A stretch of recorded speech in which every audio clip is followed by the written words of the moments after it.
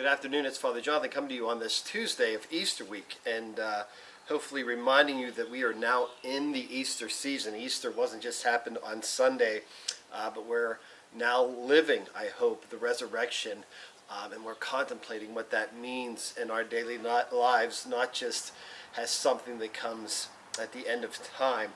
And so as I begin this video, first of all, I want to say that we're going to continue to reach out to you with some of these videos, maybe not quite as often as we were, but we're still going to do this, and we're also going to be we're going to continue to have Sunday Mass live on our radio station and uploading it to YouTube. So we're trying to reach out to you, our parishioners, in the best ways that we can during this time of isolation. So let's just talk about maybe a little bit what it might mean, at least from my perspective, to live the resurrection. Because I think if we're not careful, we sort of, in our minds, and not intentionally, we sort of put together the resurrection and the ascension into the same sort of event. And so when I'm contemplating the resurrection, I find this in my own experience, if I'm not careful, when I'm thinking about the resurrection,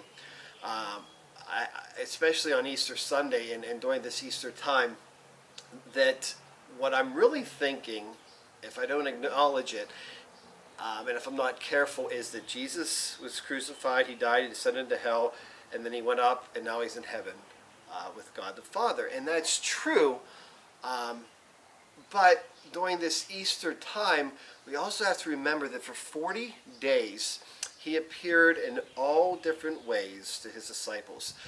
He appeared in bodily form, but he was also glorified at the same time.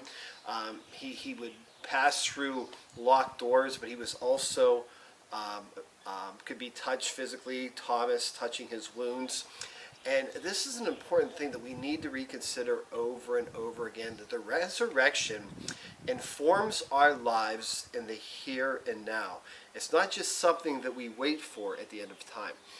And if we don't think about this, we can very easily turn the resurrection into some sort of passive, maybe even somewhat fabricated hope that, okay, that's nice, he is risen, and we saw the images on Easter, and all those things are important. And he is risen, and that's great, because that means that at the end of this earthly life, I now have a shot, so to speak, at eternal life. And that is an important aspect of it. But if I just sort of passively wait on that and just relegate that to the end of my life or end times, then I miss what it means to live the resurrection now.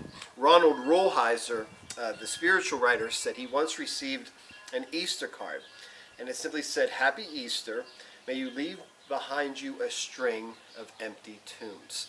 And so the question that I'm going to pose is simply this: what in your life, and for me, what in my life, do we need to be resurrected from?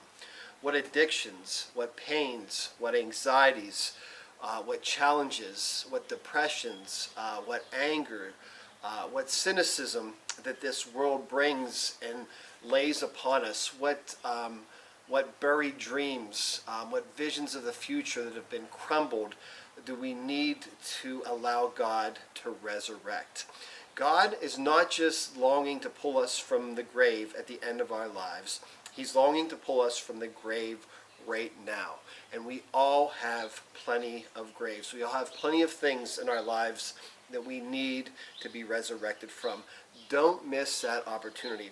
The resurrection is a living reality. We're supposed to participate in the here and now until its fullness in the coming kingdom, but also in the here and now. The resurrection is here and it's coming. And our participation in the here and now opens us up to a life of Easter joy that we may have never even imagined before. So don't just wait on this resurrection. Don't just sort of disperse it or relegate it to some future hope. Participate in the resurrection now and hear the voice of God calling you from your own tombs, so to speak, into new life now, into new joy now. Read these readings throughout this week of Jesus' appearances to his disciples and how important it is to him that they know that he is alive and well and living among them, and allow him to pull you from the grave of your own lives. And we all have things that are wearing us down, that we need to be resurrected from. So as the Easter card went to Ronald Rolheiser, happy Easter. May you participate in the life of the resurrected Christ, and may you leave behind you a string of empty tombs. And from there go out and show the world, as you live this message, what it means to be a Christian who believes in the resurrected Christ. I look forward to talking with you again soon. We continue to pray for you, and we miss you so much. May God's love be with you always. Peace.